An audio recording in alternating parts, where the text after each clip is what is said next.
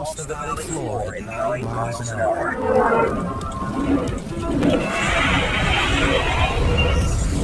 T-Rex can run twice that speed. But it can't keep the pace up forever. The Rock Basin is now a firestorm. 1,800 degrees. Hot enough to melt solid aluminum. The panicked animals race up the valley slopes, but fire goes faster uphill. Some lucky creatures escape below the flames.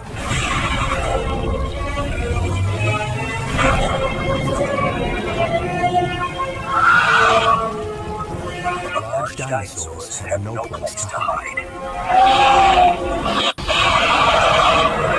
Wings still damaged from the falling ejecta, the wounded Quetzalcoatlus struggles to take off.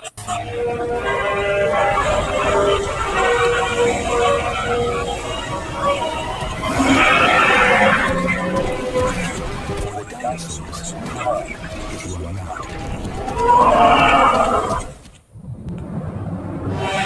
2 hours after the asteroid impact, the entire planet is covered in dust and smoke. Fires rage across the western hemisphere.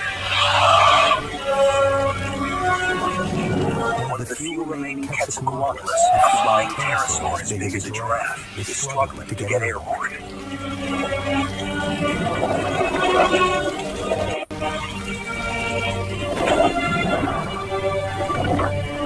From above, what was once a lush valley is now an inferno. Animals that fly can escape the flames, but there are few places to land, and almost nothing to eat. A food chain once rich enough to support giants now lacks its basic component: plants.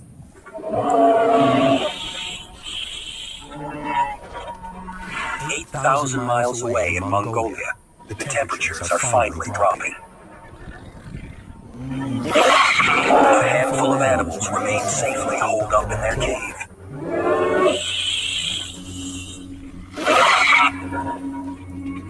It seems the worst is over. The ravenous or ornithoids can't resist the sight of an easy meal.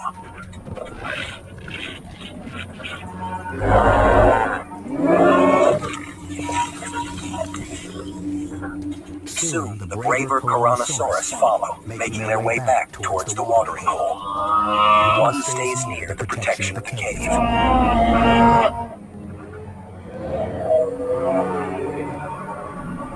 As the ejecta begins to clear, the parting clouds reveal the shift in temperature is throwing Earth's weather systems into turmoil. And in Mongolia, powerful winds are gathering billions of tons of dust and sand. A dust storm forms as hot air rises. Thermal imaging shows how it builds, whipping up loose particles of sand and dust, and gaining energy from the heat of the sand itself. The 300-degree temperatures that baked Mongolia turn a common weather phenomenon into a superstorm.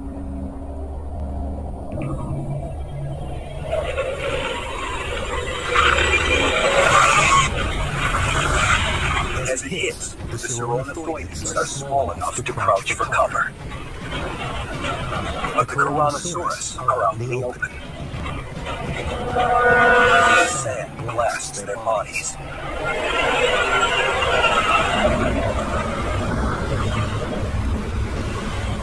The harder they struggle, and the deeper they gasp for oxygen, the more sand fills their lungs. Until finally, they can't breathe.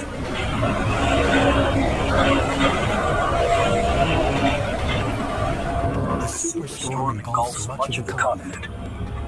It's hours before the winds die down.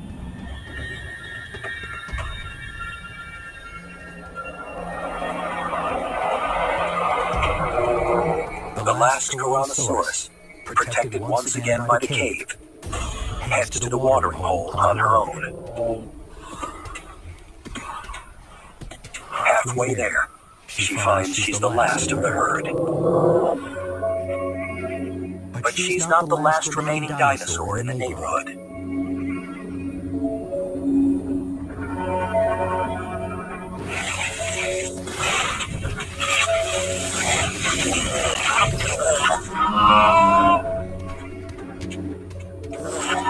Huddled close to a Tyrannosaurus corpse, the Sauropods were sheltered from the worst of the storm.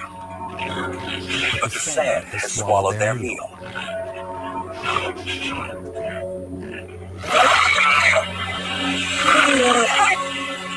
Instinct drives them back to their prime hunting spot, the watering hole, where the last surviving Tyrannosaurus is taking in the much-needed fluid. She's lucky to be alive, but too exhausted to run from any new sign of danger. And danger has arrived. The Sauropods are desperate for food, but they're weak from hunger and the buffeting of the sandstorm.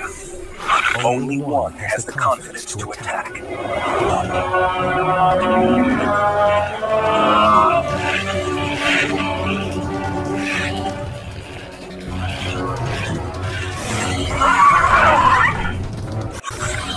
The prey is still too exhausted to run.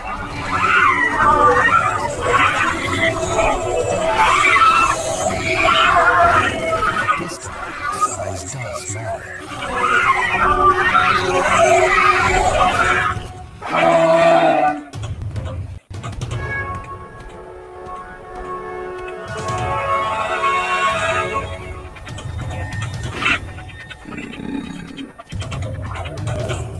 The remaining Sauropods moves in.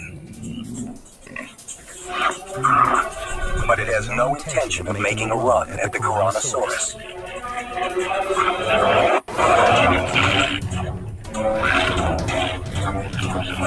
Not when fate offers a meal that can't fight back.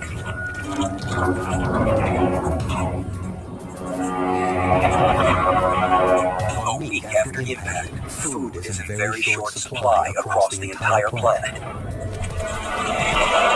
Life is hardest for the plant eaters.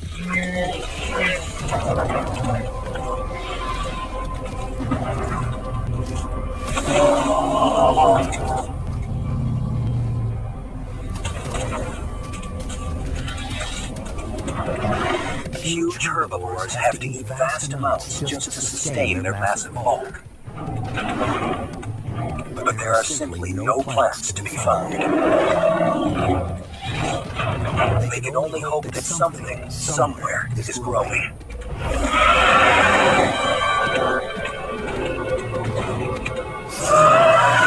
The carnivores are more fortunate. They can eat the herbivores.